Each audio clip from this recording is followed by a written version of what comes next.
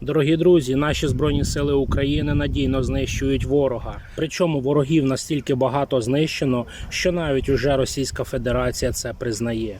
А все тому, що наші воїни найкращі. Сепаратист і міжнародний терорист Гіркін Стрілков розповів, що насправді коїться в російській армії і як вони програють. А тепер давайте разом подивимось, що говорять в логові ворога і що насправді там сталося такого, що вони вже готові оголосити капітуляцію. І чому тепер ВСУ – це друга армія світу. Предыдущие 4 месяца ведомство так называемого генерала Коношенкова рассказывает нам о том, сколько чего ВКС России, ракетные подразделения уничтожили в тылу противника. Где-то это соответствует действительности, где-то умножено от 2 до 10 раз по, как говорится, количеству уничтоженных. Так, если верить Коношенкову, то украинская армия уничтожена уже раза 3. Но здесь вот есть такой момент. Последние 2 недели противник активно отвечает по нашим тылам и, к сожалению, результативно. Почему я так смело говорю? Ну, во-первых, противнику прекрасно известно, что он поразил. Во-вторых, на фронте и в ближайшем фронтовом тылу, то есть на территории Донецкой и Луганской республик в первую очередь, всем прекрасно известно, даже широким слоям населения прекрасно известно, потому что пожары и детонации происходят на их глазах.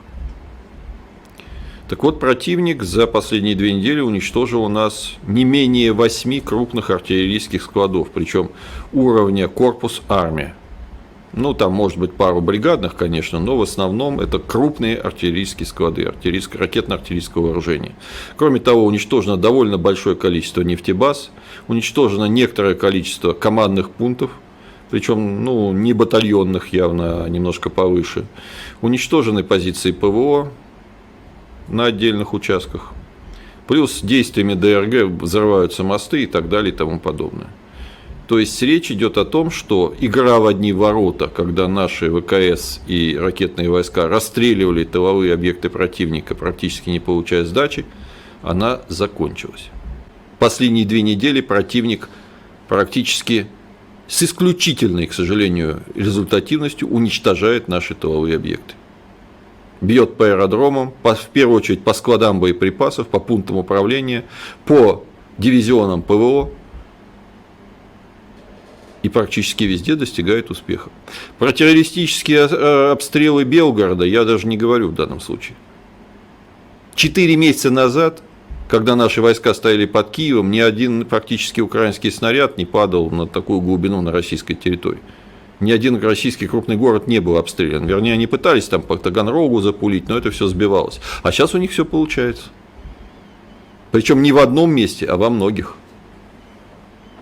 Так с чего мне испытывать оптимизм? Скажите. И потом, так вопрос там звучал, почему вы критикуете действия вооруженных сил? Я не критикую действия вооруженных сил, я критикую действия командования и военно-политического руководства нашими вооруженными силами. Потому что я вижу, что эти действия в течение минувших, по крайней мере, 4 месяцев отличались настолько глубоким умом и сообразительностью, что вот хочется военный трибунал созывать просто. Не в моем праве, конечно, и кто я такой, в конце концов. Но если бы у меня было право, у меня бы он бы уже заседал бы 24 часа в сутки по очень многим направлениям.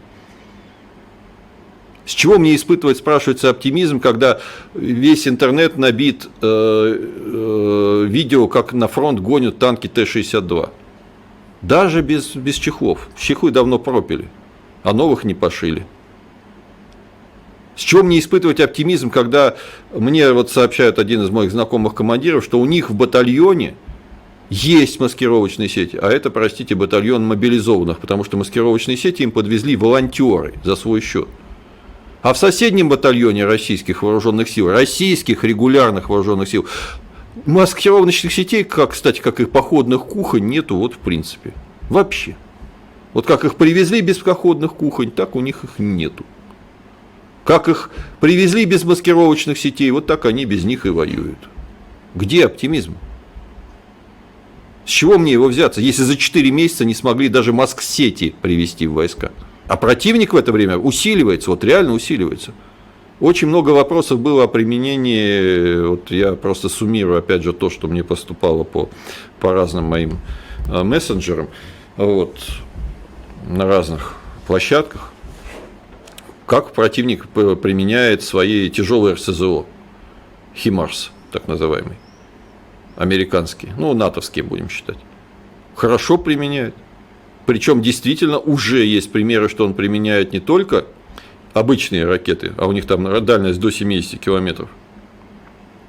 Уже, по всей видимости, поступили и тяжелые ракеты. Я не знаю, чем поражены склады в Шахтерске вчера, допустим, артиллерийский склад на воздух взлетел, огромный. Там, не знаю, догорело, сейчас не догорело, но еще там сегодня утром рвалось там и детонировало. Я не знаю, чем поражен в Торезе артиллерийский склад. Но это явно не ствольная артиллерия или там не батареи Миград, они туда просто не достают. Туда не достают даже гаубицы Цезарь 155 миллиметровые, а Химарс достают и попадают, по всей видимости. Да и не говоря уж о том, что противник сейчас, как он, кстати, продемонстрировал на острове Змеиный, он просто засыпал остров всем, что у него имелось. И 155 миллиметровыми снарядами из Цезарей, и ракетами из Химарсов, и старыми добрыми точками У просто засыпал. Сейчас эта группировка поехала в другое место засыпать наших. И засыпает уже, по всей видимости. И наши средства ПВО, оказывается, не могут с ней справиться. В таком количестве. Нет, господа, оптимизма я не испытываю. Я понимаю, что тот разгон, который взяла российская армия в первый месяц операции, который был, в общем-то, привел к очень большим потерям, но тем не менее привел к занятию больших территорий, на втором этапе фактически вылился в тактические успехи. А дальше что будет?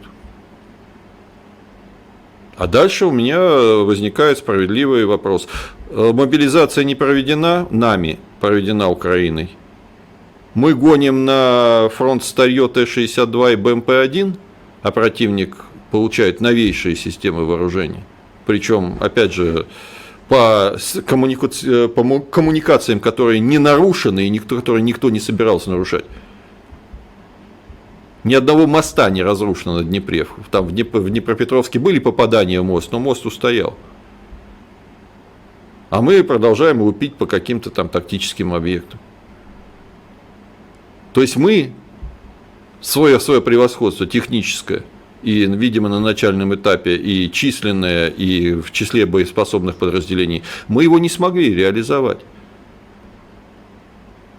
Мы фактически привели ситуацию к тому, что после 4 месяцев наших наступлений, сначала одного, потом второго, у нас паритет с противником на практически всех направлениях. Причем во многих местах, к сожалению, у противника еще и перевес. И даже в перевес бронетехники и артиллерии. Я не буду конкретные места говорить. У меня достаточно сообщений о том, где и как разворачиваются даже тактические бои. То есть нам все предстоит еще и мобилизацию проводить, и экономику свою на военные рельсы переставлять, и людей массово призывать. А наша власть все пытается вести маленькую колониальную войну. Вот нам сейчас предстоит после этой оперативной паузы, которая закончится, я думаю, скоро, сражение за инициативу. То есть, говоря на военном языке, то есть за то, кто будет навязывать свою волю на летнюю-осеннюю кампанию. Кто будет обладать инициативой, кто будет наступать, а кто будет вынужден обороняться і затикати бреші, там, пробити. Так ось, друзі, ви самі все чули. Думаємо, коментарі тут зайві. Але скажемо тільки одне. Рашистські пропагандони так забрехались, що дійшли до визнання того, що наша українська армія найсильніша в світі. Ви самі чули, як вони признають свої втрати. А отже, тим самим чітко дали зрозуміти всьому світу, що українські ЗМІ, а також також наші військові говорять правду. А всім пропагандистам, які до сьогоднішнього дня чекали так званого руського міра, точно не місце в нашій українській державі. Слава Україні!